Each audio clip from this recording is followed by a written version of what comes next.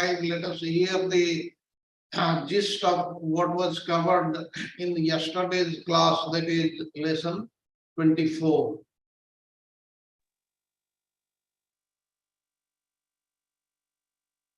Hare Krishna, Dandat Pranam. Yesterday, His Gracious Prabhuji explained lesson 23 of Sri Jaiva Dharma. So, in that, we have seen, we are going through actually the fundamentals of Dashamula Tattva, that is Sambandha, Abhidaya, and Prayojan Tattva. And in that, lesson 24 focused on Mukta Jivas, or the souls freed from Maya's conditioning.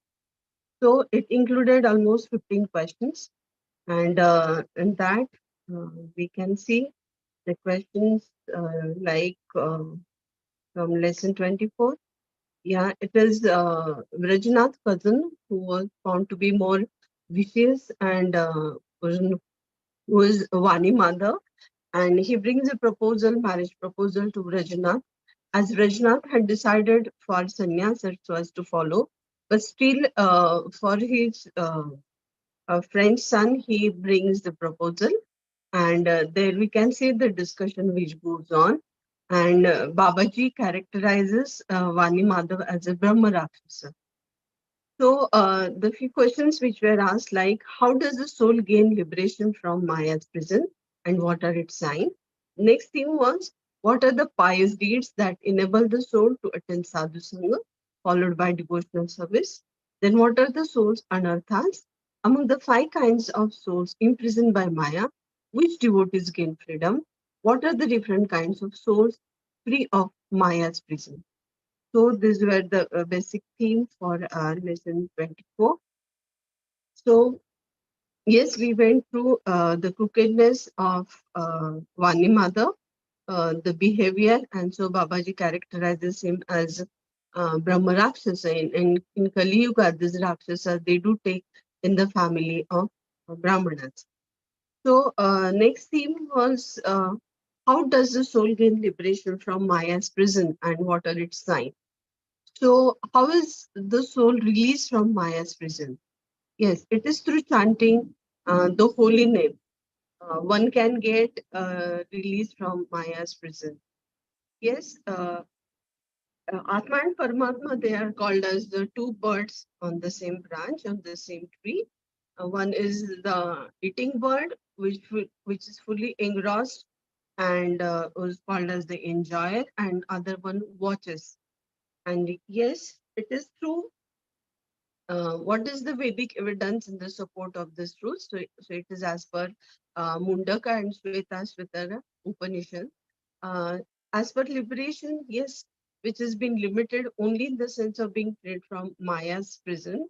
To attain liberation, meaning regaining its original spiritual glory, one must practice sadhusam. So it is also mentioned in Chandogya Upanishad that if one enjoys, after one finishes an enjoyment, we'll have to obviously the soul regains the original spiritual form when soul leaves the material body, and then can go to effulgent supreme personality of Godhead. So do these words describe liberation? Yes, liberation is the permanent situation of the form of living entity after he gives up the changeable cross and subtle material bodies. So when the soul is released from Maya's prison, at the moment he is at once liberated. However, when he is thus situated in his original in this original form, the soul begins to perform endless series of spiritual activities. The soul's first need is to perform these activities. However, liberation brings with it a spiritual bliss also. So, which are the different signs that show one has been released from Maya's prison? So, as per Chandogya Upanishad, there are 8 signs which are mentioned, like who is free from sins, old age, one who seeks the soul, death, lamentation, hunger, thirst, who desires truth, whose thoughts are fixed on the truth, etc. Then the next question was, how does the soul gain liberation from Maya's prison? and what are its signs. So uh, it is not by practicing any Ashtanga yoga or auspicious deeds, but it is by practicing devotional service one can get free. So yes, the association, that is sadhu sang, which has been very important, and association for sense gratification leads to bondage. So unless and until one is associated and one gets smeared with the holy dust of the lotus feet of Vaishnava, can get completely freed from material contamination. So it is, if one is when the material life of a wandering soul has ceased, then only one can attain uh, the spiritual goal. So then the next question was, uh, what are the pious deeds that enable the soul to attain sadhu sang, followed by devotional service? So uh, yes, there are two kinds of deeds that bring devotional service and that brings the useless result. So it is a sadhu sang which leads to the several practices to follow, to observe festival, to worship Tulsi Maharani, worshipping Lord in his temple, etc. Such activities brings the result of a devotional service. If a person tormented by the troubles of material life flees from material illusion and intelligently takes shelter of Lord at his feet, will he attain devotional service? If one intelligently understands that his sufferings are all caused by Maya, then one can attain the devotional service through sadhu sangha, and it is the lifeline in devotional service. What is the objection to saying that karma gyan, vairagya, and vivek, so that will lead to devotional service? No, it is only through pure devotional service. Okay, so one can attain supreme personality of Godhead. So it is as per the references mentioned. Then the next question was, what are the pious deeds that enable the soul to attain sadhu sang, followed by devotional service? So in that lifeline, we have seen the central line is sadhu sang, and it is the Shraddha which is the door for bhakti, and Shraddha leads to the desire of sadhu sang. So, yes, for so many lives, we have forgotten our original identity as a servant, as a servant of the Lord's devotees. So, it is that brings the purification, and it is the basal level that will gradually help to strengthen our spiritual progress. So it is the sadhu sang, first Shraddha, then is sadhu sang, then that leads to bhajan kriya, then it is anartha nivrutti, that is a gradual retirement of unwanted desires, then it follows a ruchi, then is asakti. There is slight difference in ruchi and asakti. Then it is bhav, then rasa, the nectar mellows of a relationship with the Lord, then prema utpatti, and the whole conclusion is that yes, it is Shraddha which leads to surrender and Sharanagati, and Sadhusang is required for it, and that is the uh, root of devotional service. Okay, so and that will be followed for the pure devotional service. And so that will be followed by pure devotees of the Lord. Then the next question was, what are the pious deeds that enable the soul to attain sadhusang, followed by devotional service? So it is most famous shloka, as we know, as per Bhagavad Gita, 18.66. Yes, it is 18.66, which is shows the context of faith and sadhusang. Yes, it is said, Sarva Dharman Paritejya Mamekam Sharanam Vraja Aham Tvam Sarva Papebhyo Moksheshami Master. Yes, Lord, here it is saying, abandon all varieties of religion and just surrender unto me. I shall deliver you from all sinful reaction. Do not fear. Here, Sarva Dharman means everything, that is karma, gyan, vairagya, so as to live and just to follow pure devotional service. Here, Lord is recommending. So here in Pravrutti Shraddha, there is a positive faith. And one thinks that Lord Krishna whose form is the perfection of Satchit Ananda and who enjoys his pastimes in Braj is the spirit soul's only good. So there is complete rejection. It has been recommended, suggested of material sense gratification, liberation, etc. And when Shraddha arises or faith arises, one becomes humble so as to follow Vaishnav Sangh or Sadhu Sangh and obey spiritual master. So next is what are the soul's anarthas? So there are four kinds of anarthas. Yes, the natural properties of a soul. It has been shackled by material ignorance. Yes, it is I'm mine, etc. That has the false ego. It has led to because of the ignorance. It has been there, and so soul remain imprisoned. So now the soul can go away to its original spiritual nature. So the four anarthas they are Swaswarupa Aprapti. Then second one Asat Trishna. Third one Aparadha. So fourth one Hridaya Daurbalya. So sadhu sangha and cultivation of Krishna consciousness, the easier path will gradually allow retirement for all these kinds of anarthas. And so it is by practicing the four parts of yoga is neither is going to be the problem solving approach and is not the final goal. So it is pratyahara, niyama, vairagya, etc. that will not lead to the spiritual goal of life.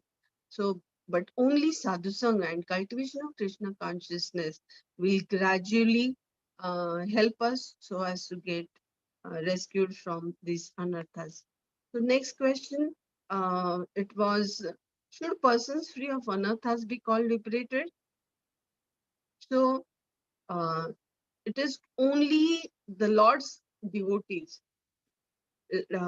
Krishna or devotees of Narayana, they are fully peaceful and they are extremely, extremely rare. So, who are Vaishnavas? Yes, anyone. The one, Grihastha, Sannyasi, Brahmana, Chandala, wealthy or poverty stricken. But one who is pure devotee of Lord Krishna is Vaishnava. So, everyone is eligible to become a devotee of Lord.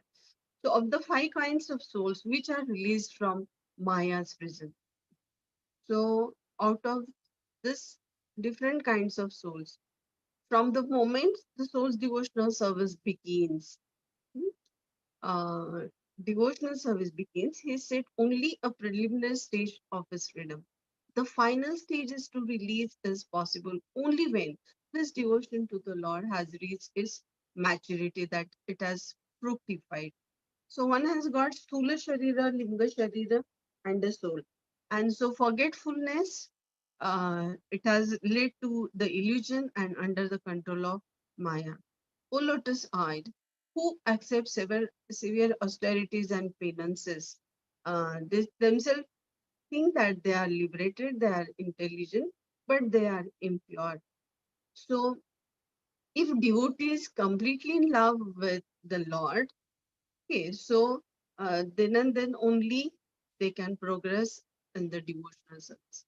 So, what are the different kinds of souls free of Maya's prison? So, two types, one are Nitya Muktas and second one Baddha Mukta. So, Nitya Muktas are like Aishwarya Gata or Madhurya Gata. So, personal associates of Narayana, the master of Vaikuntha, they are called as Aishwarya Gata, they are with opulence. And Madhurya Gata means the personal associates of Lord Krishna, the master of Golok Vrindavan, who are in the mood of sweetness. So, then in case of Baddha Mukta, they are Aishwarya Gata, Madhurya Gata, and Brahma Jyoti Gata. So, those sadhana bhaktas attracted to opulence of Lord are Aishwarya Gata. Those who are attracted to Lord's sweetness are called as Madhurya Gata. From Vrindavan, they are, and those who are attracted for liberation or Brahmajyoti uh, and attracted to spiritual effulgence of the Lord. They are called as Brahma Jyoti Gata.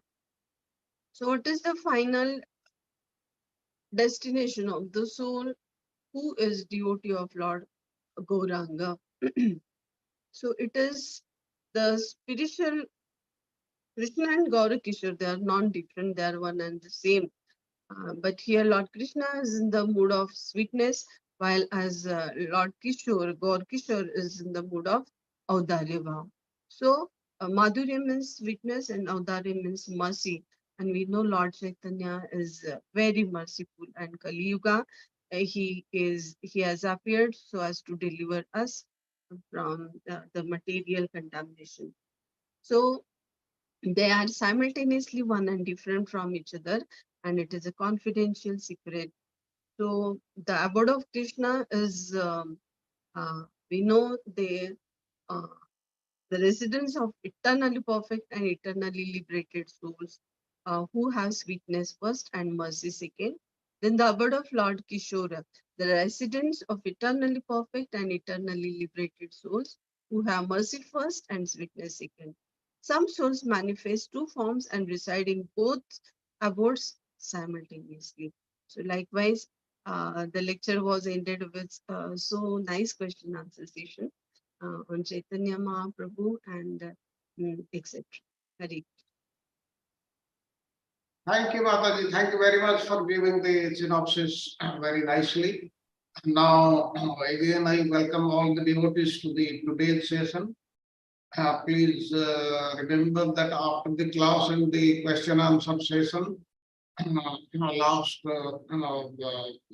few minutes, we'll have the meeting, that is the team meeting, or maybe after the question answer session. That time, Lalit Priya Mataji, Nityasaki Mataji, myself, and Sanjeev Prabhuji, we are required to be present. Hare Krishna, we start with lesson 25. As you know, lesson 18 to 20, we studied the evidence and truth, the Lord's potencies. And 21 to 24, and 24 we completed yesterday. We learned about the individual spirit souls, the Baddha Jivas, that is the liberate, and the Mukta Jivas. Then 25 to 28, 25 and 26 we will be covering today and tomorrow, and the balance in the coming weekend. There we will be studying the Vaidhi Sadhana Bhakti, Avideya Tattva, and Achintya Veda Veda Tattva. This is the Tattva which was taught by Chaitanya Mahaprabhu. His contribution is Achintya Veda Veda Tattva. Then lesson 29 is Raganuga Sadhana Bhakti, and lesson 30 Prayojana Tattva. Go to the next slide.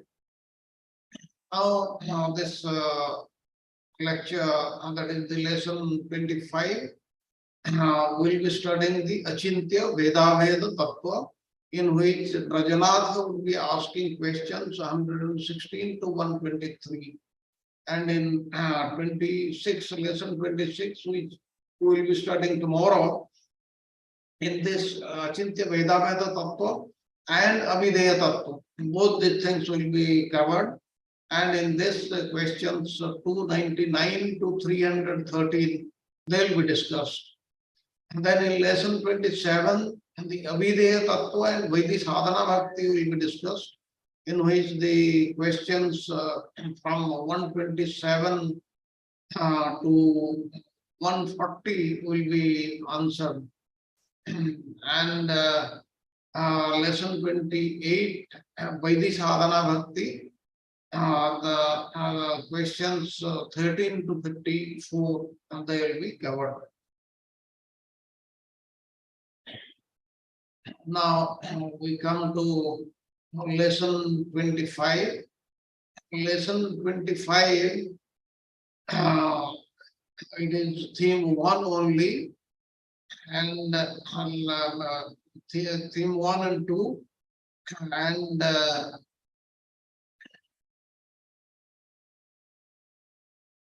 here vicious Benimadhava, he plotted with some thugs to attack both his cousin Brajanatha on his return from Srivasa's courtyard and the Babaji, but died himself of snake bite.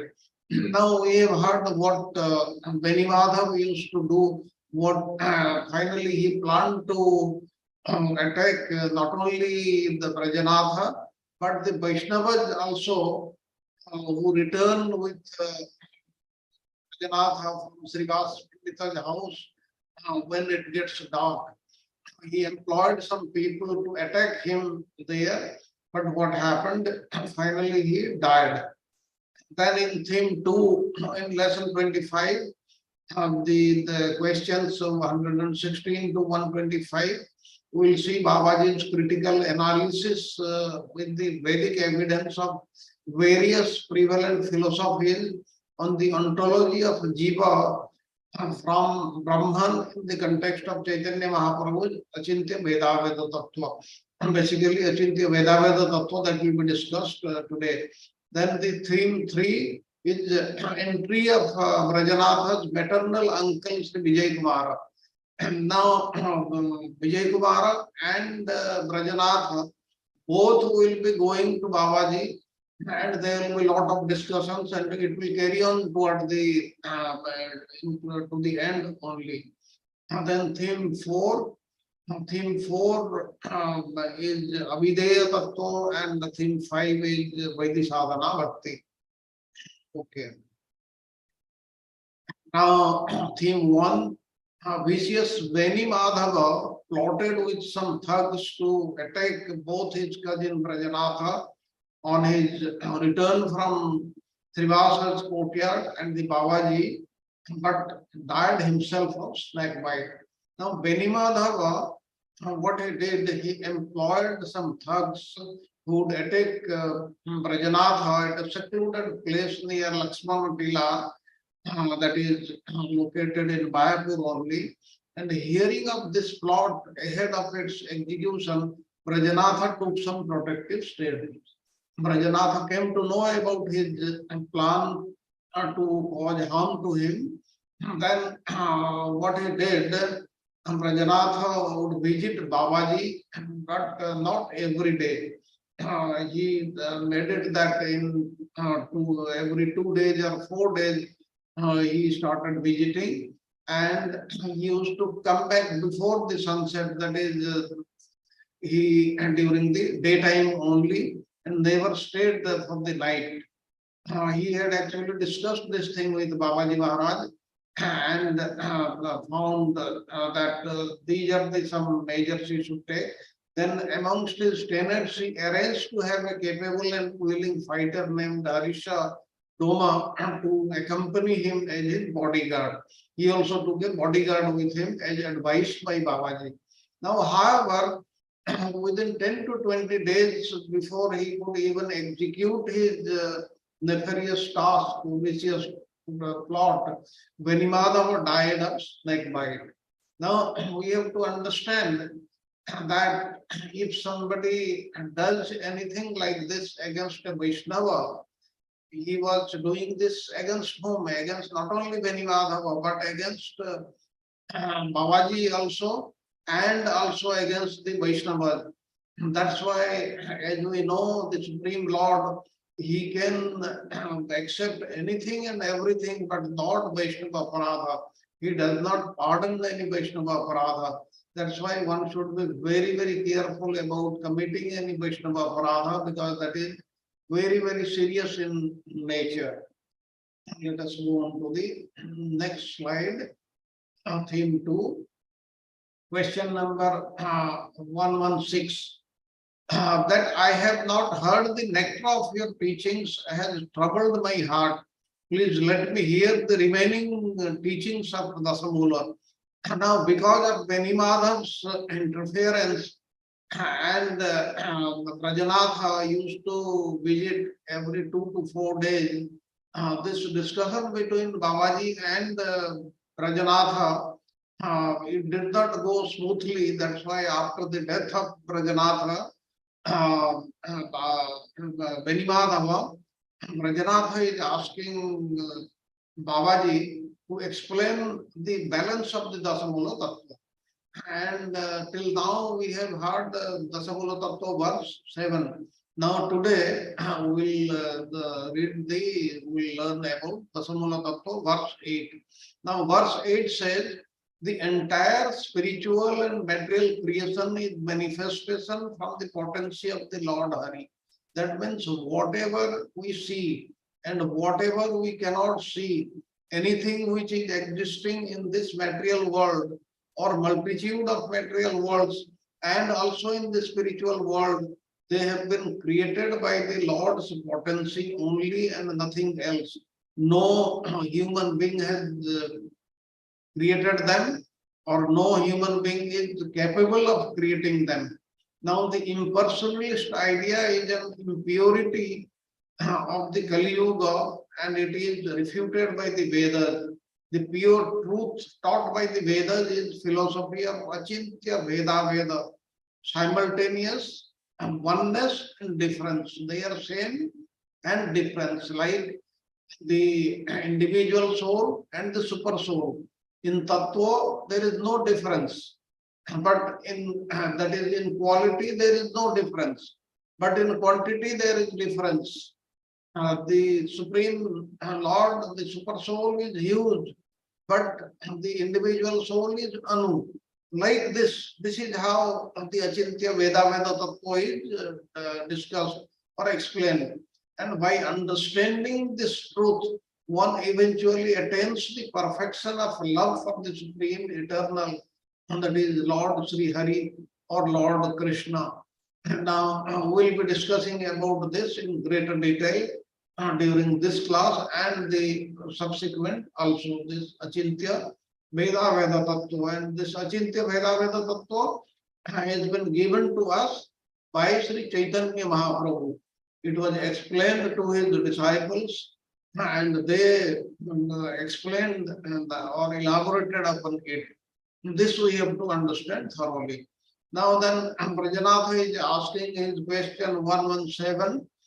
Did Sri Gaurakishara, that is Chaitanya Mahaprabhu, accept any of the philosophies taught by the previous acharyas, such as Advaita Vada, Suddha Advaita Vada, Visishta Advaita Vada, and Dvaita Vada, all these things?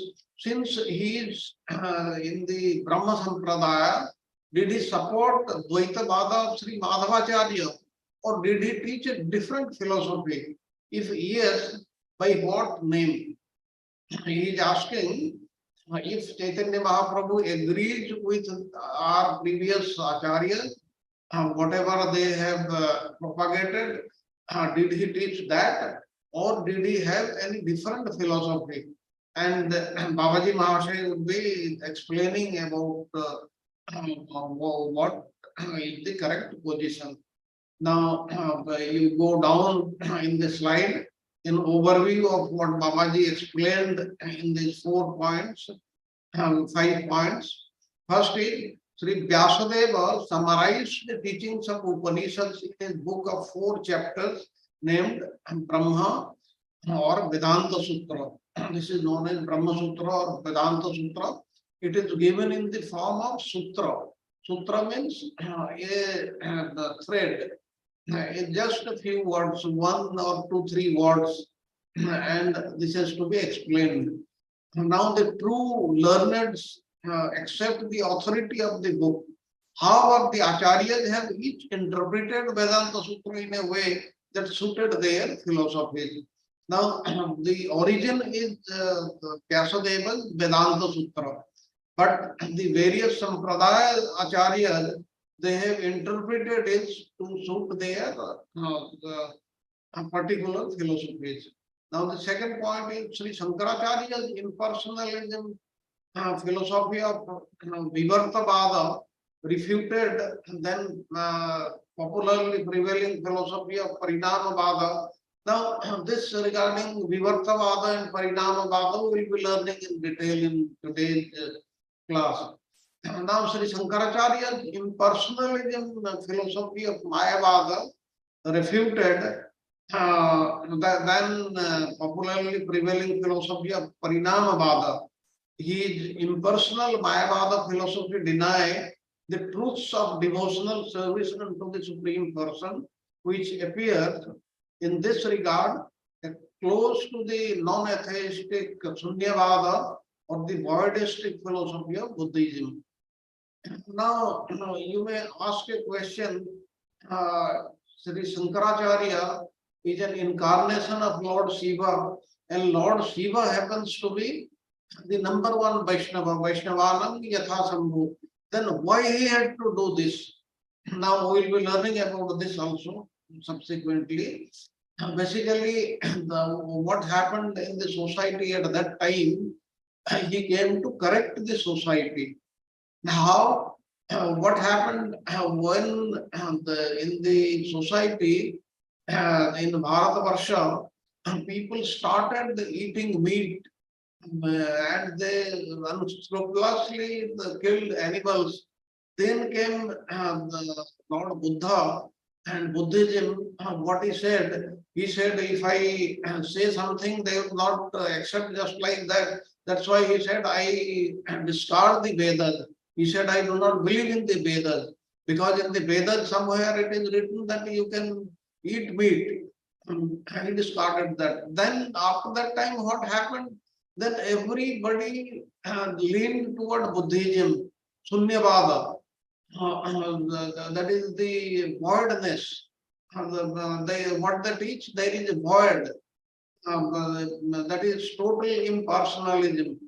And when Shankaracharya he came, he came to word of this philosophy and established the Sanatana Dharma because that was getting extinct at that time and people were turning toward Buddhism.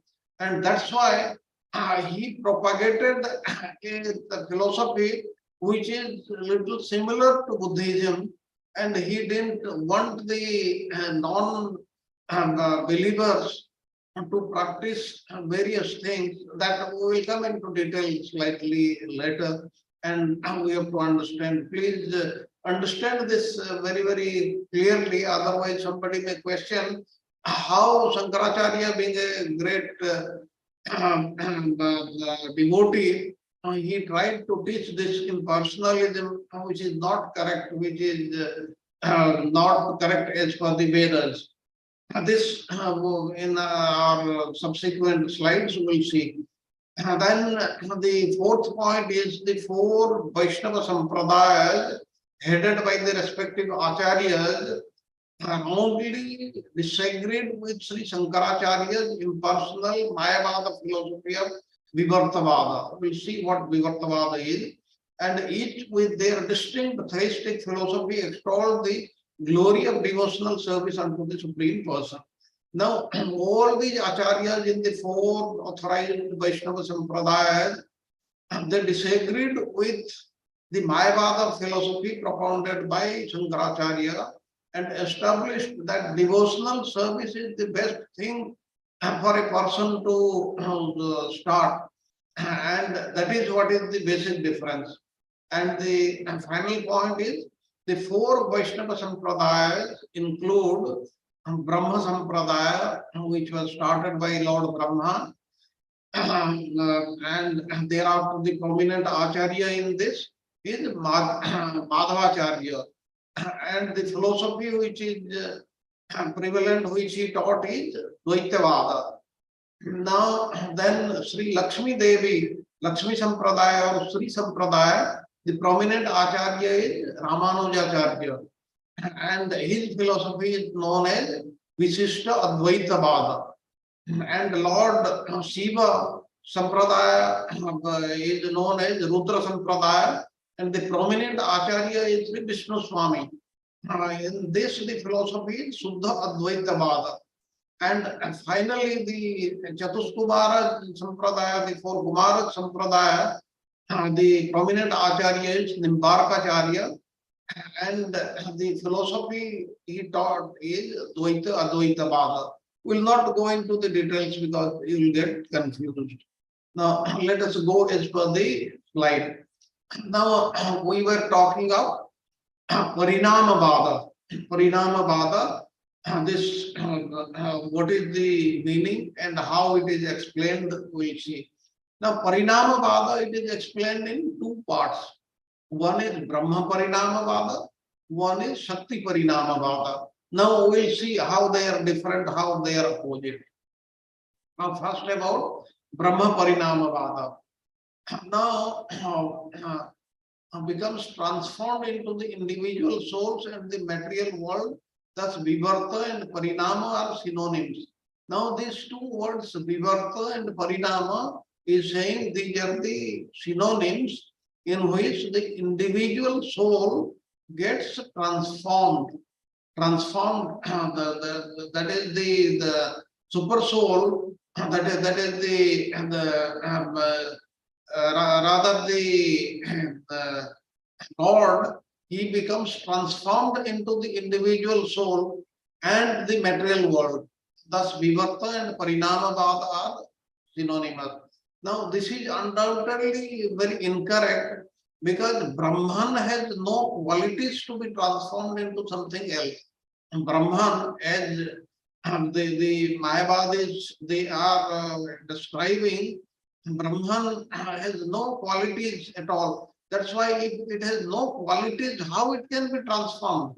It cannot be transformed. That's why this concept cannot be taken for true. And the meaning only that Brahman exists. Brahman is without one second. The Chandogya Upanishad says, Brahman, there is only one Brahman. There is not, they are not two Brahmans. That's why he is without a second. And the next is therefore Brahma Parinamavada philosophy is totally incorrect. This Brahman cannot be transformed into the individual soul. This is what is the thing. Now transformation is when something appears to be what it is not. If something was not, then it becomes something else.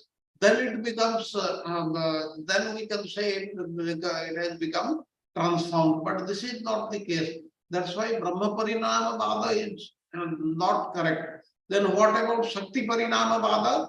Now Brahman itself is not transformed. Rather, it is Brahman's potency that can be transformed. Now, this is what is the difference between these two. There in the first one, it is saying the Brahman gets transformed. Here it is saying Brahman is not getting transformed, but its potency is getting transformed. And that is what is becoming the individual soul or the jiva. Now, simply desiring, Brahman can thus do any possible things, including the atomic individual souls and into the perverted reflection that is the material world.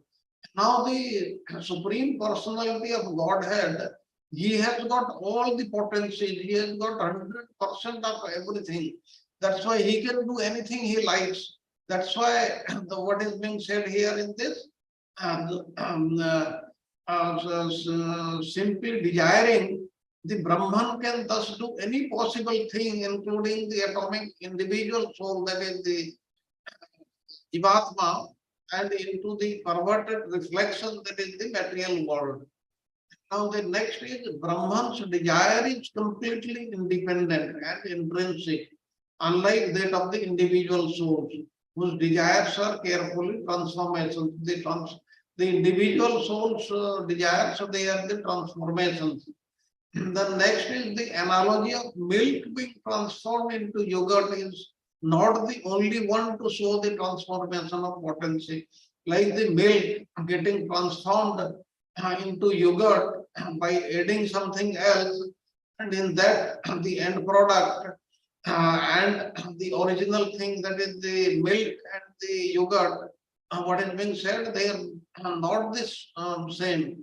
Actually, this is how it is, the Achintya Veda Tattva is described. They are same and different. That's why they are, there is Veda also, Aveda also. And then next, the Supreme Personality of Godhead remains completely unchanged after creating with Maya and Jiva Shakti. Now, the Supreme Lord, even if He has created the spiritual world and the material world. Still, he remains completely unchanged after creating by with his external potency or Maya Shakti and the marginal potency, the Jiva Shakti. And next is, however, just because the Supreme Personality of Godhead is not transformed, it does not limit him to be like the qualityless Brahman, because he is the master of his six kinds of inconceivable potencies. He has all the potencies, and just because he is not transformed, it does not limit him. This is what is the meaning.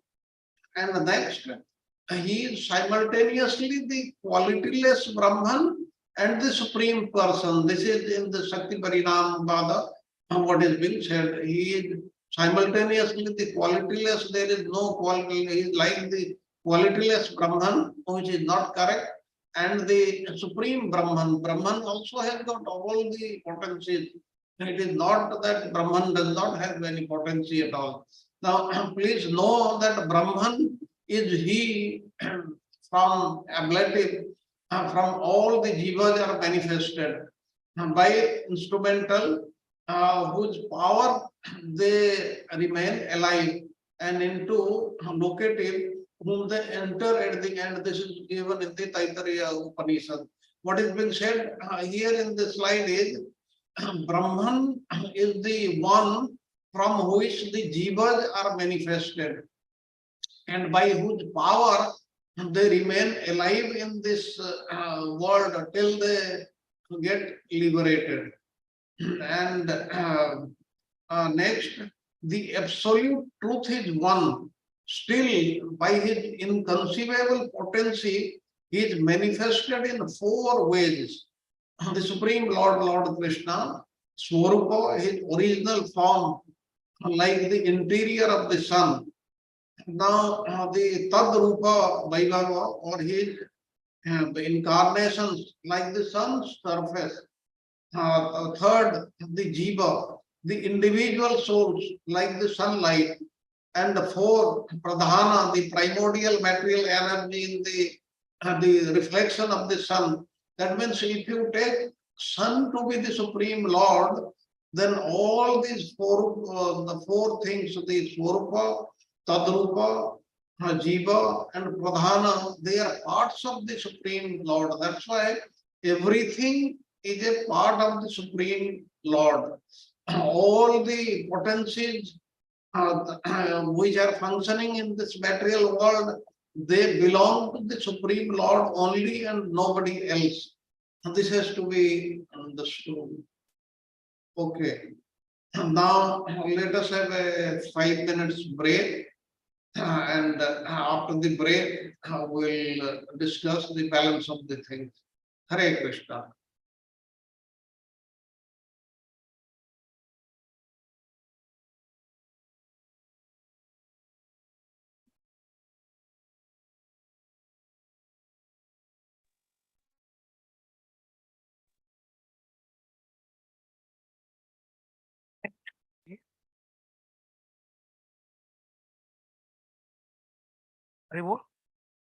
Yes, Prabhuji, Hare Krishna.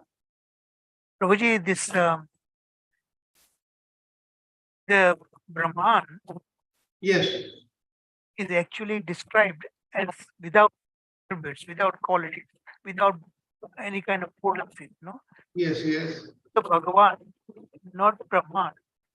That is what the other philosophers also say. Brahman is then was reject their pretension. The Brahman transform into Jiva and all these things, right? Yes. No potencies. It's a Jyoti that Vaishnava knows that, you know. The person, Brahman is no person. You read carefully, Brahman has no potencies. Brahman has no attributes. Yes, but the potency is inherent in that. No, because that is what they themselves are saying. The impersonalist, if you look carefully, they themselves are saying Brahman has no potencies, no attributes. Yes, And yet they are claiming that Brahman is transformed, the jivas operate from Brahman. So that's how the Babaji is saying that exactly. That yourself, because you are saying Brahman has no potency, no attributes. So how can it really come into jivas, material and the material world? That is what it's saying. Saying that Brahman is actually the Brahma Jyoti. It is the importance of the Lord. But the potency belongs to the person, and person is Bhagavan. Okay? And yes, through his potency of, from his jiva, from his Maya Shakti, external potency, and the jivas are produced by his Jiva Shakti. So Brahman is Brahma Jyoti is not doing anything. You understand? You read it carefully. That is exactly on that point Babaji is arguing that exactly. They are refuting the impersonal philosophy by attacking their own, what their contention. They are contradicting themselves. Brahman has no potencies, no attributes. Correct me if I'm wrong. Just read yes, carefully. yes, brother, you're right. Hare Krishna.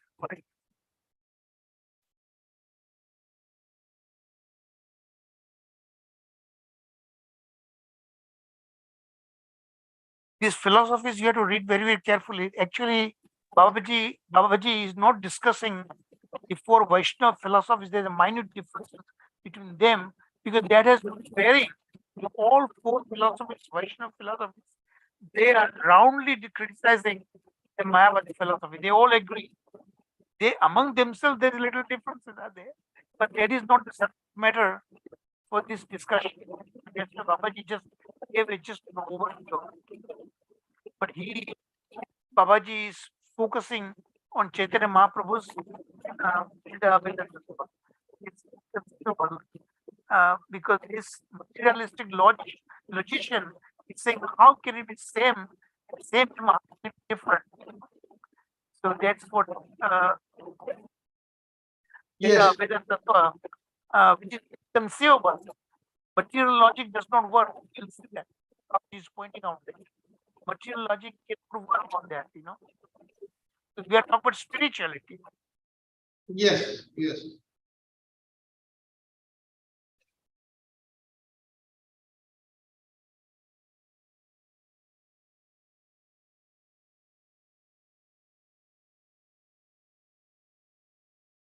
That the person, Rajnath, remember his background, the question that he's asking because of all his dogmatized background of impersonal philosophy. He's a Durga worshipper originally. He's a changed person now, turning to Vaishnavism because of his influence, being influenced by Babaji. Babaji explains him and convinces him that your impersonal philosophy, uh, you know, he was arguing from material logic because he was a logician, Nyaya Shastra.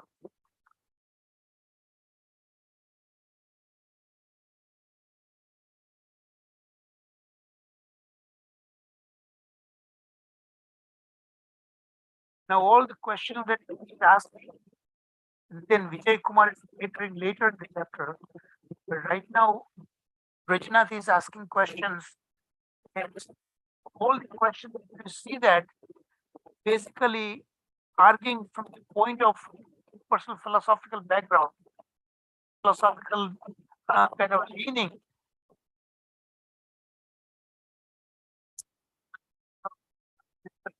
convincing him that wrong.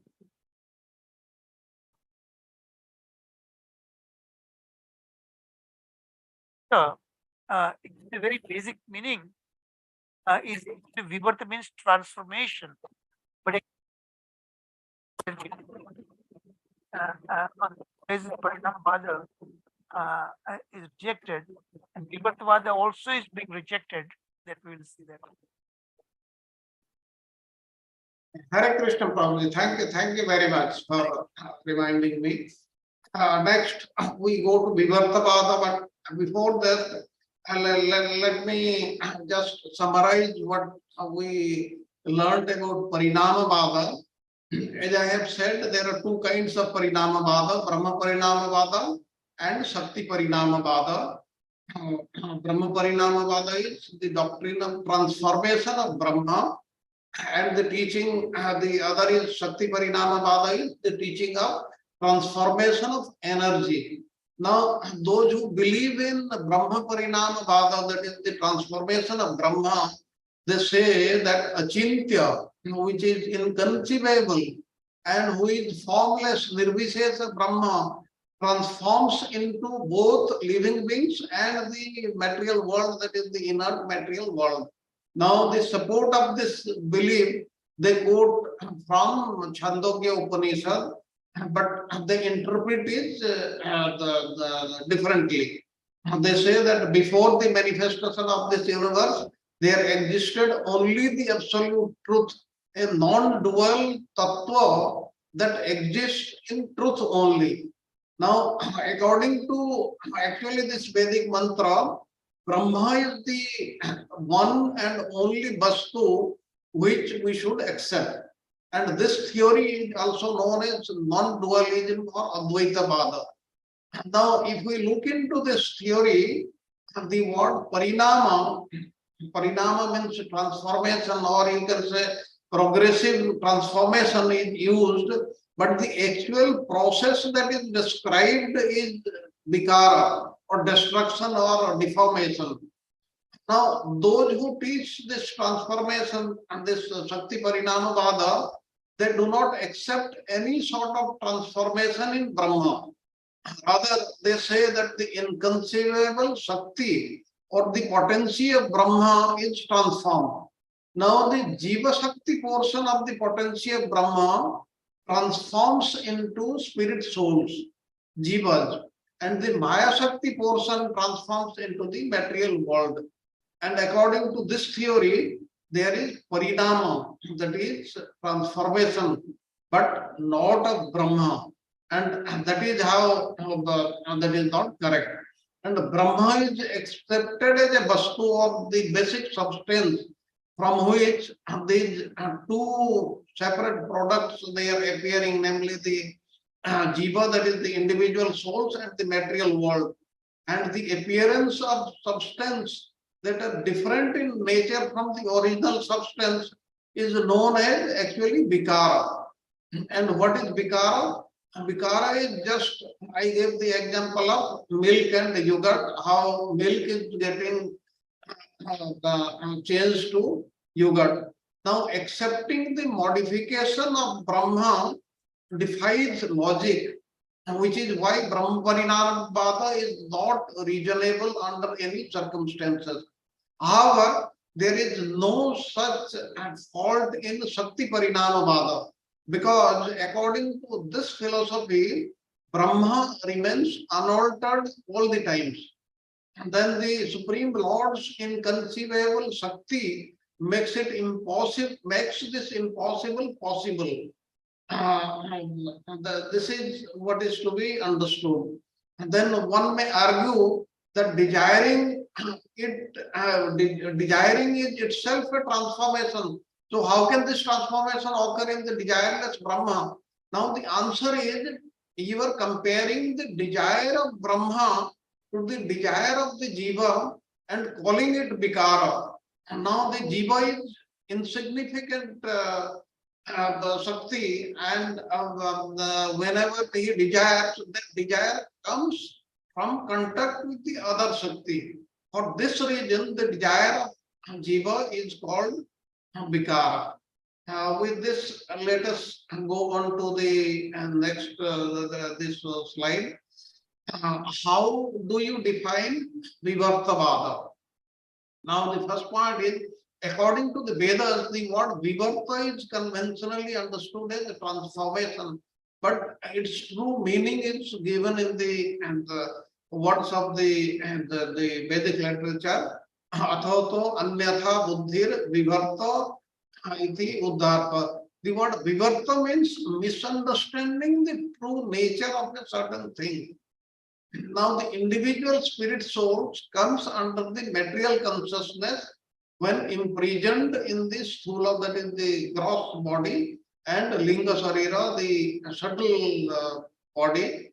And in such false ego, he misunderstands his true identity, I and mine conceptions. Instead of understanding himself as the Supreme Lord's servant, he thinks that he is the master of this universe and he can do anything and he can create like this. Thereby his intelligence becomes bewildered, his intelligence becomes impure. And then what happens? The Mayavadis or the impersonalist Vivartavada teaching is completely foreign to the true Vedic meaning of the word Vivarta. And the true Vivartavada does not at all contradict the Shakti Parinamavada. The Mayavadi version is of three kinds. This is what I was explaining. Now the soul is really Brahman, but becomes bewildered into thinking that that he is an individual spirit soul. Now the Mayavadi versions, the three versions we are discussing. First one, I said, the soul is really Brahman. There is no difference between the soul and Brahman. But he becomes bewildered, thinking that he is the individual spirit soul. And the second is, the individual spirit souls are reflections of the Brahman. They are just reflections and nothing else. And the third is, the Brahman dreams that he has become the many individual spirit souls. That is in the dream state. But none of the above are the true Vivartavada. This is what is to be understood. Then the next in question 120, which is asked by Brajanatha, is this Mayavada philosophy? My intelligence does not understand it. Like most of us do not understand. Brajanatha is also asking the same thing. He wants to be very clear about this, and let us see what Babaji Mahasaya answers this difficult and complex question. Now try to understand it soberly and carefully.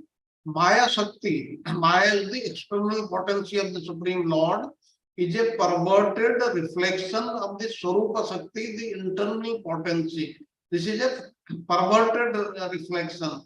Like the example we find in the 15th chapter of Bhagavad Gita, the upside down tree, the perverted tree, like this, it is a reflection of the Swarupa Shakti, the external potency, that is the Maya Shakti.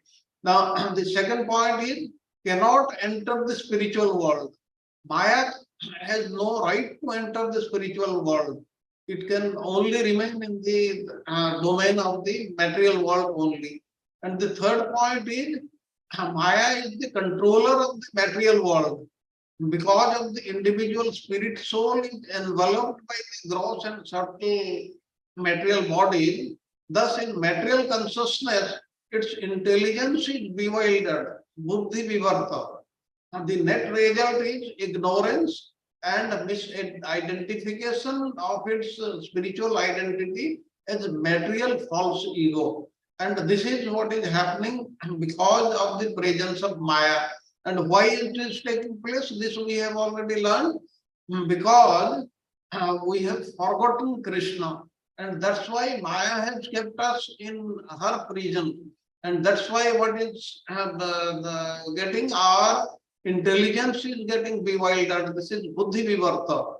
And this is the net result is ignorance by the individual soul. And that's why he is identifying its spiritual identity as material. Actually, we are spiritual. We are, if we say that we are the soul, then we are totally spiritual. But because of this thing, this vivarta is coming. Now the next is the fundamental misconceptions of the Mayavada philosophy. And now the first point is the individual spirit soul is Brahman. But under the spell of Maya, Brahman thinks he is the individual soul. This is the Mayavada philosophy. And then when the soul becomes free from Maya, the soul learns he is actually Brahman.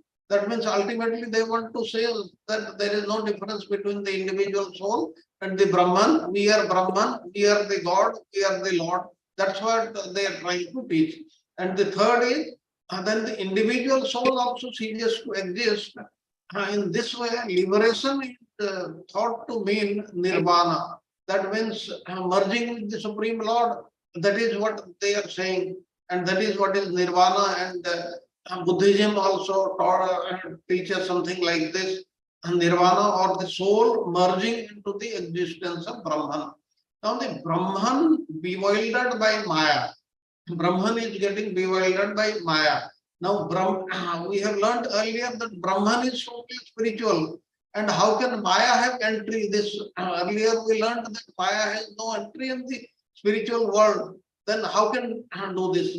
Because then what is being said? Brahman bewildered by Maya becomes the individual soul and accepts material bodies. Brahman thus does not have a spiritual form and must accept a material form. That means finally they want to say that Brahman also has a material form. Now this we know this cannot be true only under any circumstances, because Brahman is totally spiritual and Maya has no entry into the spiritual world. That's why it cannot transform Brahman under any circumstances. Then the next question of Brajanatha, do the Vedas give any evidence to support Mayavada philosophy? Mayavada philosophy, is it given in the Vedas? No, nowhere the Vedas teach the Mayavada philosophy. What is taught by Shankaracharya is not given in the Vedas.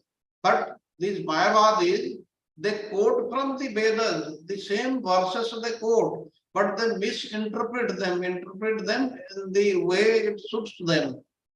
But please remember that Lord Shiva, who appeared as Shankaracharya, is the number one, the Vaishnava. Now, what is given in the slide, Lord Shiva, it is given in Padma Purana. The Mayavada philosophy is impious. It is covered Buddhism. My dear Parvati, in the form of a Brahmana in Kali Yuga, as Shankaracharya, I teach this Mayavada philosophy. Why? What is the reason? This we will know in the next slide.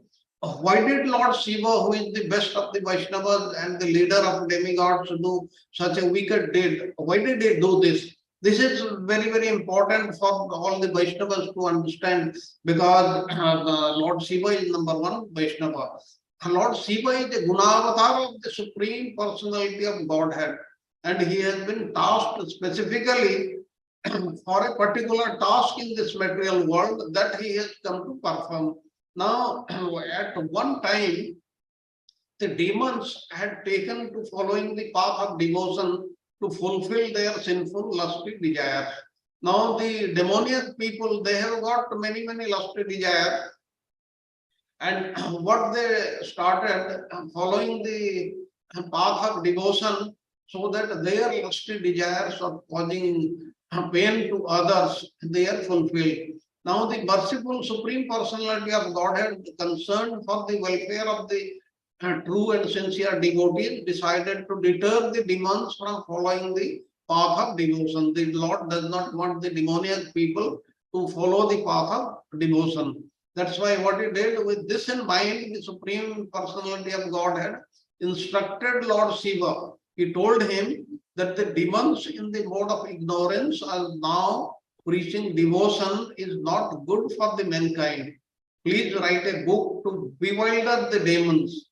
Now conceal the truth about me and preach Mayavada doctrine, because they should follow the Mayavada doctrine, which is not devotional service, or Mayavada doctrine, or the impersonal philosophy.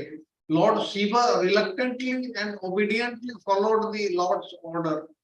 This was the order of the Supreme Lord, that's why Lord Shiva had to follow it. He had no choice. How can there be any fault then for Lord Shiva, the spiritual master of the entire world? Therefore, pure Vaishnavas do not blame Lord Shiva for dissenting as Shankaracharya and preaching the Mayavada philosophy. Actually, if you see the writings of Shankaracharya, he is the greatest devotee also. And even now, today, in Kerala, in his home where he was staying, there Lord Radha and Krishna, they are worshipped. And if you have heard his bhajan, Bhaja Govindam, then you know that he cannot be other than a pure devotee of the Supreme Lord. But since he was ordered by Lord Shiva to do this unpleasant task, he had to do this because he did not have any choice. The Supreme Personality of Godhead said, "O Shiva, because you worship me, I'll always give my blessings to you. In Kali Yuga, mislead the people in general by propounding imaginary meanings of the Vedas to bewilder them.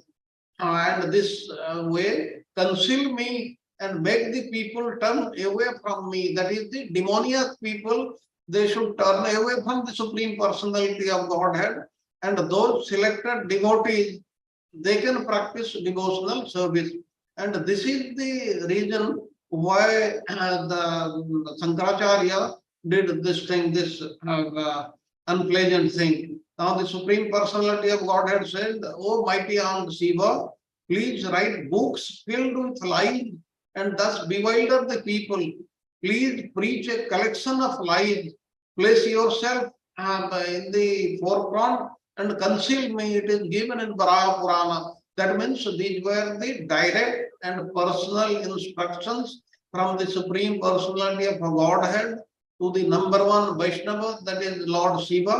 And that's why he had to preach these wrong things just to mislead the demoniac people and preserve the society at that time. Now, the question is, do any Vedic passages refute the Mayavada philosophy? Now, we said that it is not given in the Mayavada philosophy, but what about that? Now, the first point is, the Mayavadis cite these Vedic statements to bolster their arguments, and they call these Mahavakyas, the great statements of the Vedas, that Sarva Kalpa Idam Brahma. Everything is Brahman, given in the Chandogya Upanishad. Like this, there are so many the verses in the Vedic literature that misinterpret them to suit their philosophy. And this has been done deliberately by Shankaracharya to mislead the demoniac people, as we learn. Here, this statement means everything is Brahman, nothing is different from Brahman. It's given in the Brihat Aranyaka Upanishad and Kathopanishad. Pragyanang Brahma, Brahman is consciousness. Oh, Shvetaketu, you are that Aham Brahmasmi, I am Brahman, given in the Brihadaranyaka Upanishad. That means everywhere it is saying, you are Brahman. That's why finally they are saying there is no difference between the Brahman and the individual soul, that is the Jiva. Sarva Khalvam Idam Brahma. That is, everything is Brahman. The material world and the individual souls are all Brahman. That there is nothing but Brahman. The Supreme Lord has nothing to do. Nothing is equal to him nor great than him.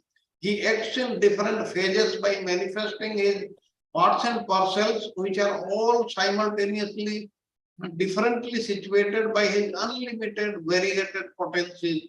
Each potency acts quite naturally in sequence, providing him full knowledge, power, and pastimes. Shvetasvatara Upanishad.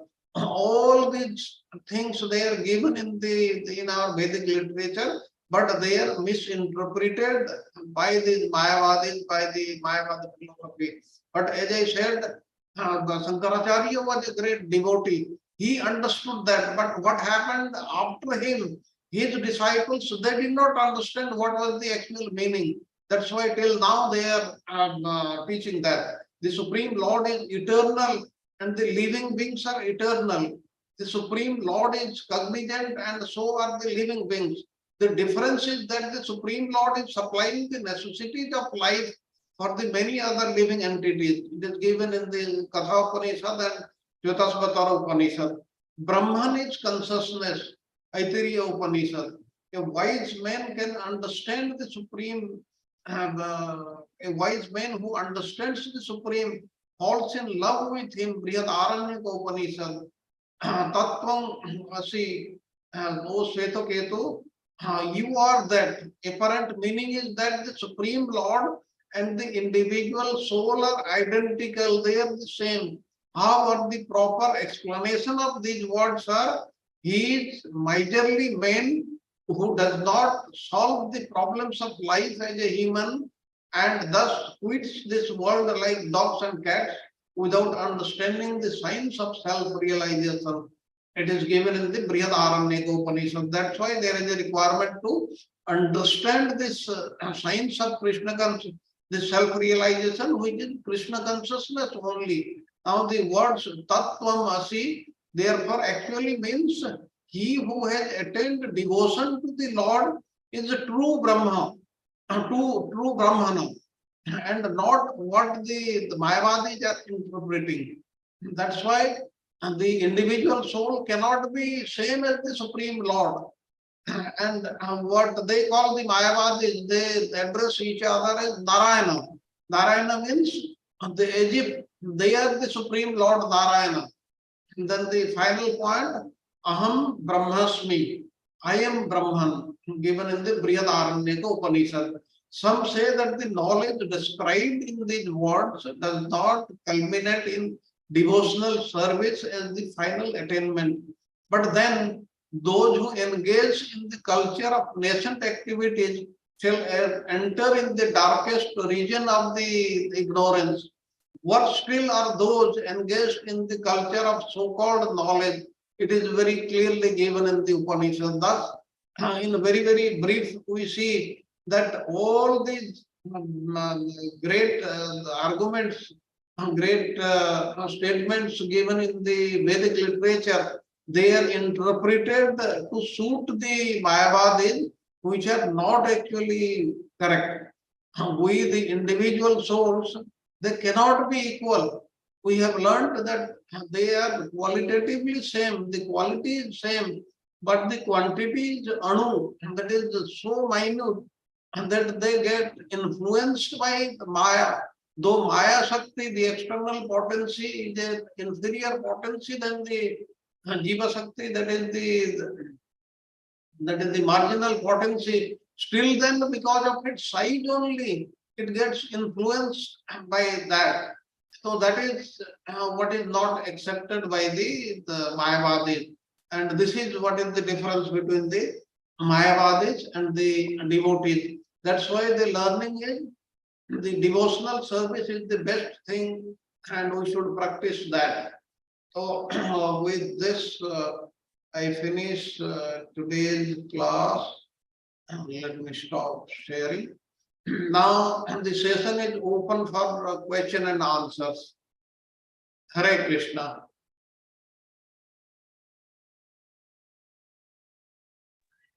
Hare Krishna Prabhuji, please accept my humble obeisances. All glories to Srila Prabhupada. I feel it's a very technical, philosophical lesson today. There's so many things to remember and so many terminologies. Technically, I feel I can only understand devotional service easily said than understanding the logic of the other philosophies. I think for me, it's too much to digest the other philosophies than just digesting the simple Vaishnava philosophy, Achintya Bheda, whether it's easy to understand and easy to follow and easy to practice. So that's my perspective. I just wanted to ask one question about this morning's class. I mean, yesterday's class for you all. If I may ask, if I have the permission to ask. Um, the Audarya Bhav of Chaitanya Mahaprabhu. So when we worship Lord Chaitanya, it's in the Audarya, like he's Audarya Bhav. He's very munificent, like he was very magnanimous. So how, I mean, we all often stress on worshipping Lord Chaitanya to achieve Srimati Radha Krishna or Sri Radha Krishna. But the mellows that we worship Radha and Krishna are those 5 mellows. So how this transform, like how, when we worship Lord Chaitanya, it's not that mellow. So are we able to worship Lord Chaitanya in those 5 mellows? And this is my question. So how do we understand, like when we go to Lord Chaitanya, in one other class we said, like if we go to Lord Chaitanya, we achieve Sri Radha Krishna, both of them, like, when we get to the prema stage, whenever it happens. So how do we understand this Audarya Bhav transforming into those 5 mellows, or is it even possible? How do we understand this logic, Prabhuji? Can you please explain to me, because I'm so amateur in understanding these details. Thank you. Mataji, thank you very much. This is a very good question. Now here as a layman, as a simple devotee in the initial stage, we have to understand the truth that there is no difference between Sri Krishna and Chaitanya Mahaprabhu. Sri Chaitanya Mahaprabhu is Krishna himself, as we keep on saying in all these prayers. So there is no difference. But he has appeared in his appearance is like the Srimati Radharani. That means he came here to understand Srimati Radharani.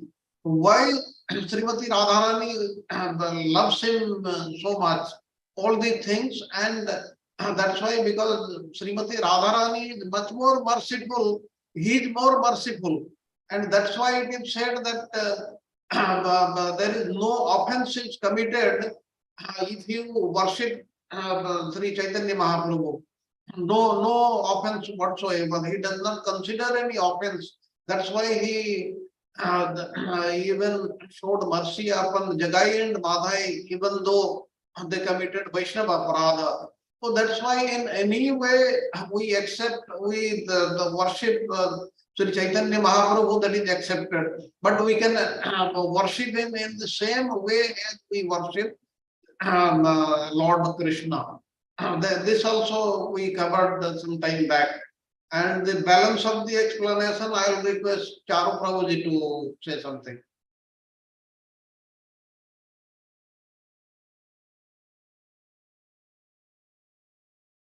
Hare Krishna, Prabhuji, you are on mute, Prabhuji. I can't hear you. I'm sorry. Not I able to think hear. it's not. I, Prabhuji, voice is not clear, Prabhu, from your side. Maybe you need to adjust your mic. Hare Krishna. Yes, Can you better, hear me now? Prabhuji. Yes, Prabhuji. Can you hear me now? Yes, Yes, Prabhuji. Yeah. So, Little Priya Mataji asking a very good question actually. She's asking, just as when we worship Lord Krishna, we have these bhavas, transcendental bhavas, ecstatic bhavas. In that bhava, the other course is converted into the rasa. In Shantrasa, we don't pay much attention. It's in neutrality.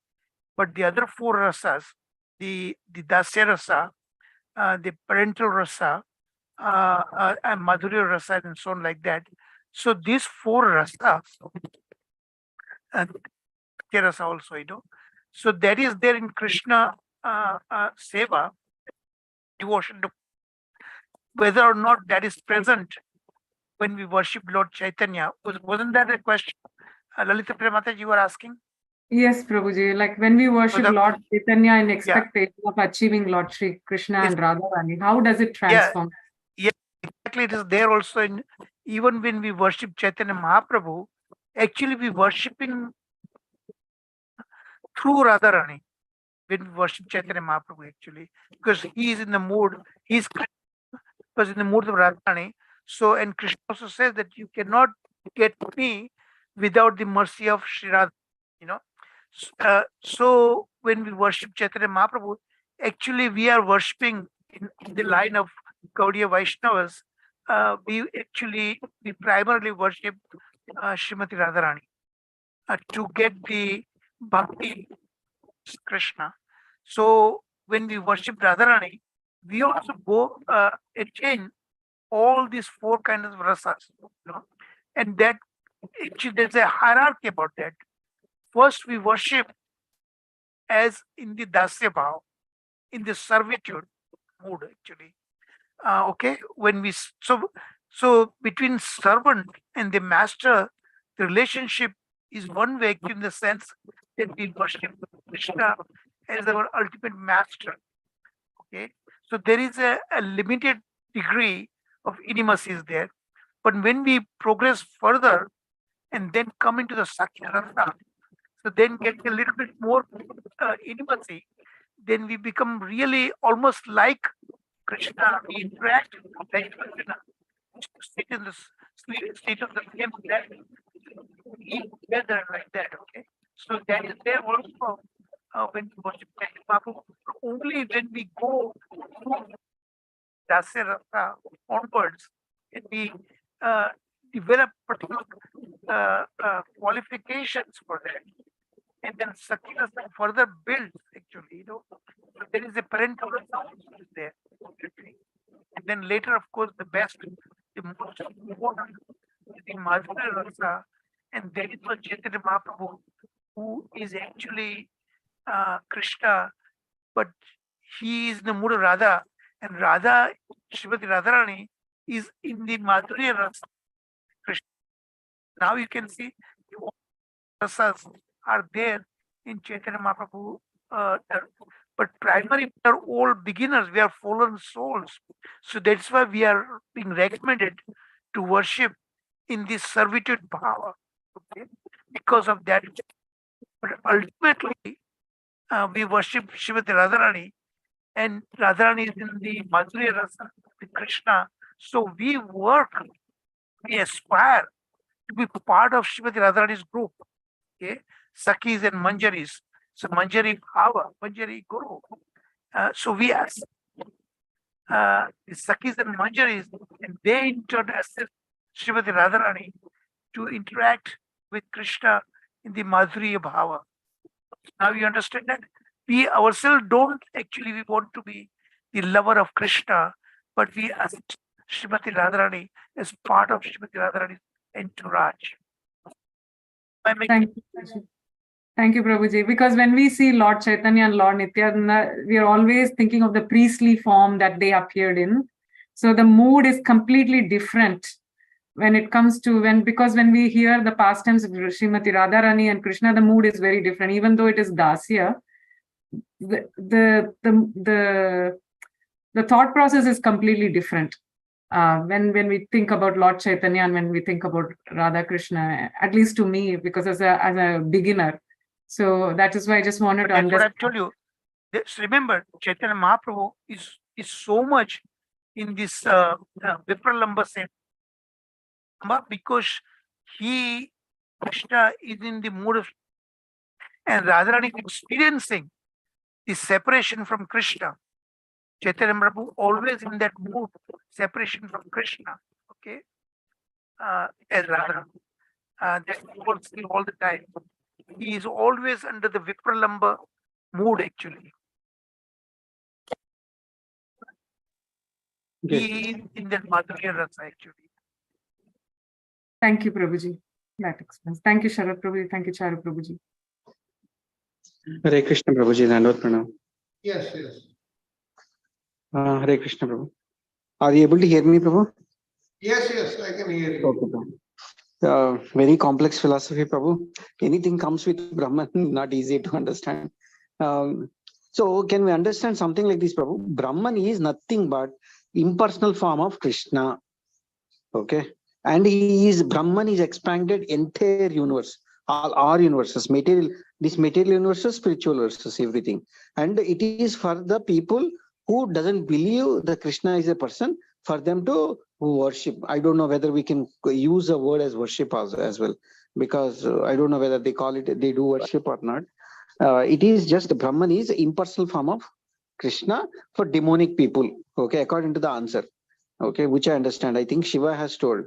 Is that my understanding is correct, Prabhu? No, Let me explain. Say worship Brahman. Can you worship somebody who is not a person who is formless, no qualities, nothing like that? It's something in a word. You cannot worship somebody who has no form. Okay, so in the true understanding is that Brahman is the soul. We are in the spirit. He called Brahman, but there is he has a minor portion, minor side. So Krishna is referred as Parabrahman. Prabhu, voice problem, Prabhu. Voice has gone. Again, microphone problem seems like, Prabhu. Hare Krishna. Now better, Prabhu. Yeah. My question is that, the point is that we are and showing, but we are just atoms. And Krishna is beyond that. He is supreme. He is Vibhu. So that's called Parabrahman. Mayavadis don't accept that. Mayavadis do not even distinguish. Even there is a super Brahman, Parabrahman. They are saying we are all Brahman. So it may 10% are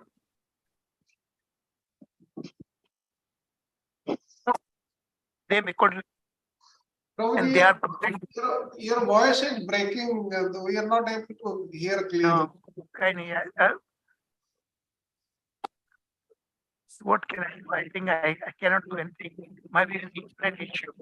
Sarath Prabhuji, you explain, you understood, right? Yes, Prabhuji, if you speak slowly, then it can be heard. Now, my point is that I was trying to explain that we are also Brahman. Krishna is Brahman, but Krishna is Parabrahman. And we cannot worship Brahman who is completely formless, who has no attributes, no qualities, no potencies. So how can we worship? That's the problem point. So there is that's why Mayavadis do not talk about worshipping. They just avoid the concept of worshipping. Okay, Prabhu. So Sorry about the internet issue, I think. Now the voice is clear. So there is nothing like a worship at all, and everyone is Brahman. Means everyone is God. Everyone is part of Brahman. That's all. Mayavadis, they don't worship people. They won't accept the supreme person. They say we are like Krishna. So so that's the reason why they recommend those who are in the beginning stage how to worship, how to actually to do impersonal aspect of it. So that's the reason for practical aspect, newcomers, neophytes, what they recommend, worship these 5 deities, right? Am I being heard now? The pancha gods that worship until they become custom worship the impersonal aspect of it. So the word worship, they don't use it anymore. Hare Krishna. Okay, got it. And let me. Now the time is up actually, so I don't want to spend too much time. Let's take questions first. Any other question? Hare Krishna Prabhuji, as Lalita Priya Mataji mentioned, it's really a complex and we need to understand sometime. My question is, Prabhuji, we are talking of Brahman and it's impersonal, as Prabhuji also mentioned. Again, we are talking about the energy of that, Shakti of Brahman. So this is how we are understanding. I'm still getting not getting what. So Brahman is impersonal, Brahman is there, and there's a Shakti, and that's what we talked about, two Shaktis, right? When there are two Shaktis we are talking about, Vivanvad and Pranava. What is that?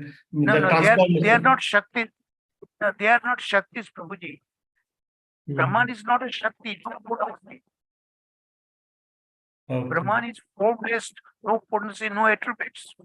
Potency refers to Bhagavan, Krishna. Okay?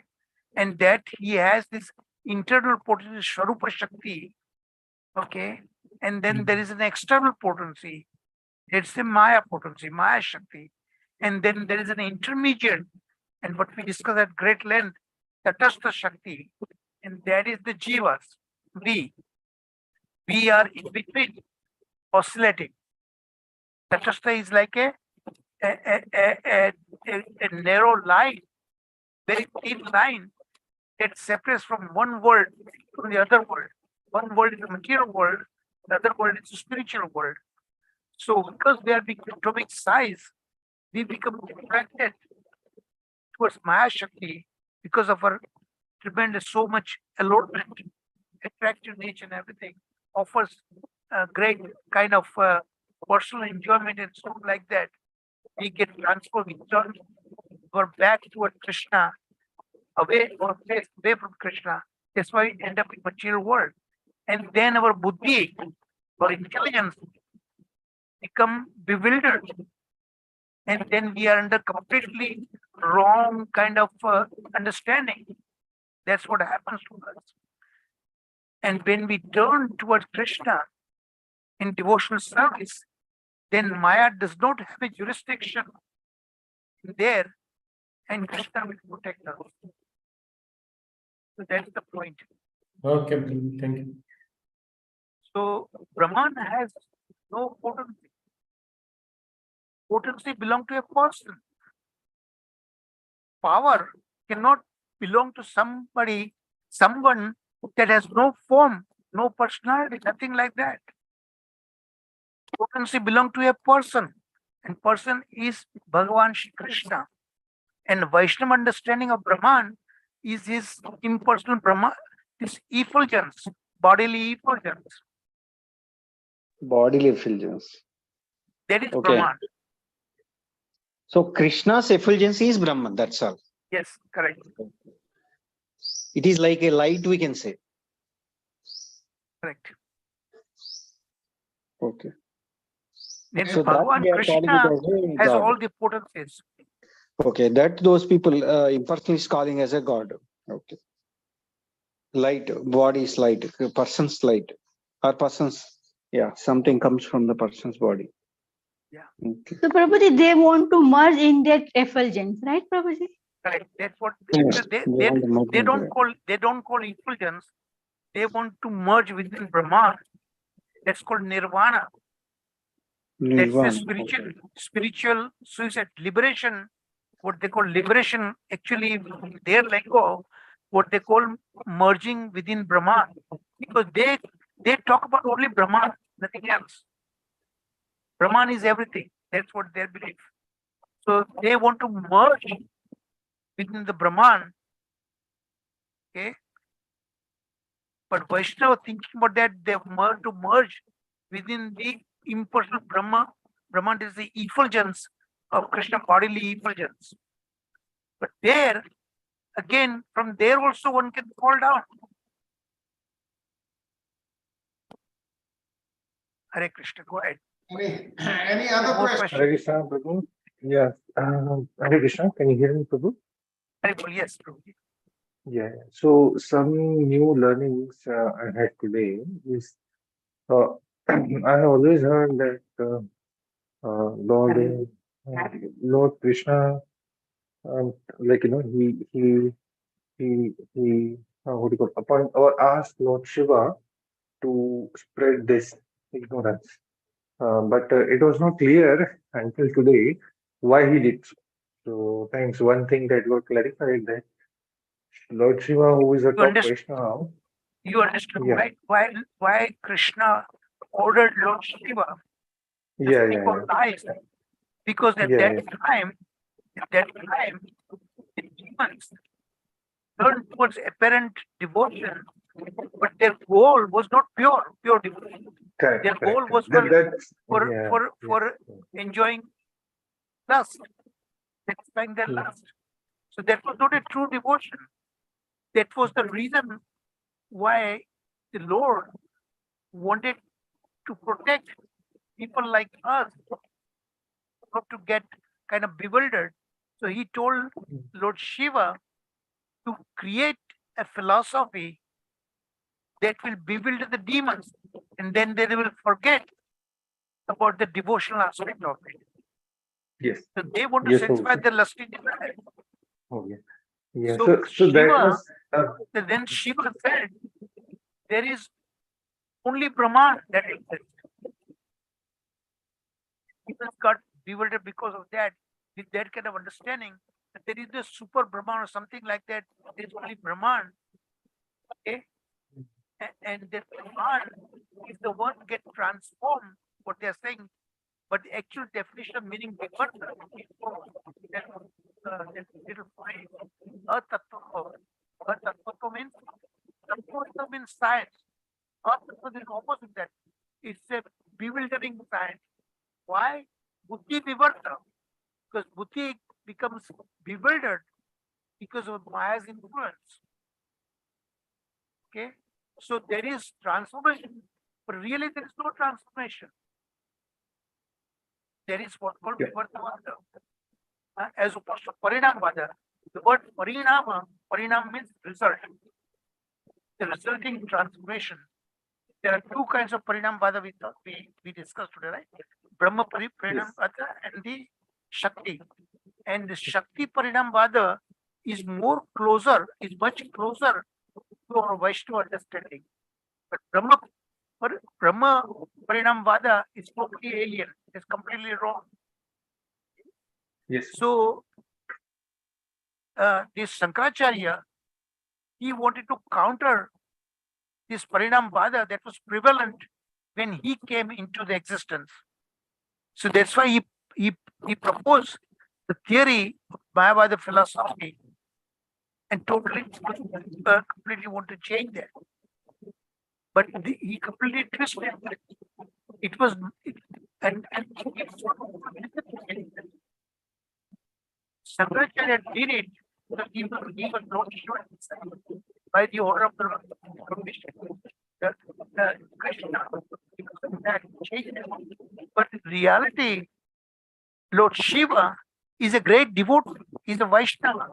That's why Shankaracharya, remember, he is the great devotee. Remember, he composed this wonderful Krishna prayer. Bhaja Govindam, Muda. So, oh foolish soul, please worship Lord Krishna. And don't be Muda Buddhi. Muda Buddhi means completely losing intelligence. So that was Shankaracharya. Yes, Prabhu Prabhuji. Ji So, in short Prabhu ji बहुत बड़ा crowd में से शंकराचार्य जी ने एक डिवोटियों को अलग कर दिया, ऐसा समझ सकते हैं प्रभु जी? क्योंकि मेनली फोकस उनके जाने के बाद उनके जो अनुयायी है, जो followers completely stuck to this by the philosophy and they distorted completely what originally Shankaracharya originally wanted to abolish Buddhism in India. Buddhism was defeated. Buddha completely abolished Buddha did not believe Vedas. Buddha did not even believe in all soul theory and everything like this. In fact, Buddhism is called atheistic philosophy. No, nothing, no like Supreme Lord. Buddhism. In fact, they meditate on themselves. I took part in their 10-day meditation class. They are asking that they meditate for own self, what they are saying. So it is called voidism. Voidism means all this life this is the life. After we die, everything becomes shunya, zero, void. There is no next life, nothing like that. Because they don't believe in the soul. So you just meditate on yourself, your mind.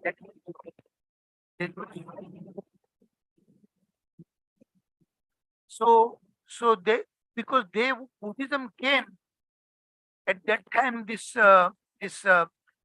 animal sacrifice was rampant in the name of Vedas, because the Vedic scriptures did recommend this animal sacrifices and all these things, Dharma Kanda. So he wanted to abolish that, the senseless killing of the animals. Okay, but then he removed all the Vedas and everything. So that's why Shankaracharya, when he came on the scene, he wanted to re-establish the Vedas and re-establish the soul theory that we are spirit soul. We are not this body. That's the reason Shankaracharya came. But then when he proposed the Mayavada philosophy, that twisted everything. The worship, the devotion aspect of it is not there in Mayavada philosophy. And that's why these four Vaishnava Sampradayas, they came into existence and they roundly tried to defeat Mayavada theory. You understood now, everybody? Yes, Gauri. So it is like Yes, this, like, Prabhuji. if we try to cheat Krishna, then Krishna can backfire. So we cannot cheat Krishna. And the other point related is in Bhagavatam there is a verse which is seems to be very, very inspiring, that Lord Krishna was pleased with Brahma because of his non-deceptive penance. So aspiring to be non-deceptive is what we have to think. If we do any sort of deception, then Krishna can he can also ask his Vaishnava devotee also to put us on that track. So that is the learning. Thank you, Prabhuji, for asking nice questions. Okay, Sharat Prabhuji, you take over now.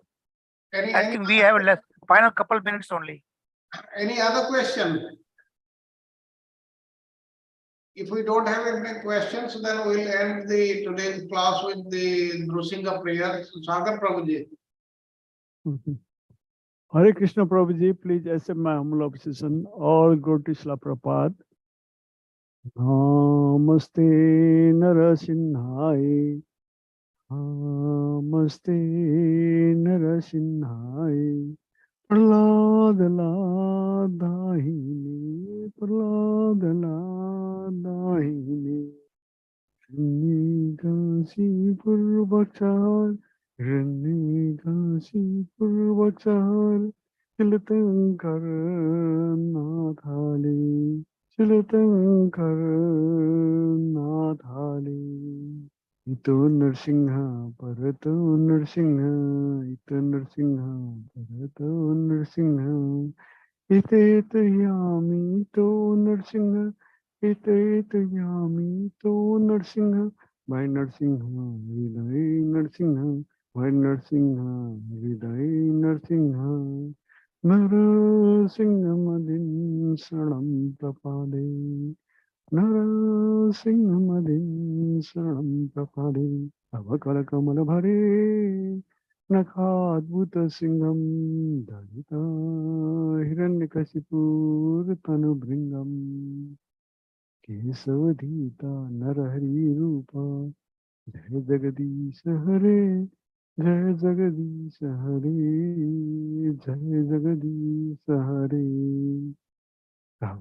Kala Kamala Bhare Nakadbhuta Singham Dalita Hiranyakasipur Tanu Bringam Kesavadhita Narahari Rupa Jai Jagadisha Hare Jai Jagadisha Hare Jai Jagadisha Hare. Narsingh भगवान की जय, भक्त प्रहलाद महाराज की जय, श्रील प्रभुपाद की जय, चारु प्रभु की जय, शरद प्रभु की जय, गुरुदेव की जय, ऑल असेंबल्ड डिवोटी की जय। हरे कृष्ण कृष्ण कृष्ण हरे हरे, हरे Ram Ram Ram, Hare Hare. Hare Krishna, Charu Prabhu, Sarad Prabhu, Dandot Pranam. Thank you, Prabhuji. Thank you very much. Thank you for attending the class. Now we'll have the team meeting in which Lalit Priya Mataji, Nityasati Mataji, then Sanjeev Prabhuji, Raksha Mataji, they are requested to be present. Others can, and Prasad Prabhuji, and others can log off. Hare Krishna. Unfortunately, Samata Mataji is not there. Actually. Samata Mataji is not here, she is not well. Yeah. Maybe somebody could, brief. Yes, Prabhuji. Let's take a 5 minutes break and meet together again. Okay, Prabhuji, after 5 minutes we will meet. Hare Krishna. Thank you, Sarat Prabhuji. Dandot Pranam. Hare Krishna, Charu Bhai ji. Hare Krishna. Sarat Prabhuji, Dandvat Pranam. Dandavad Pranam.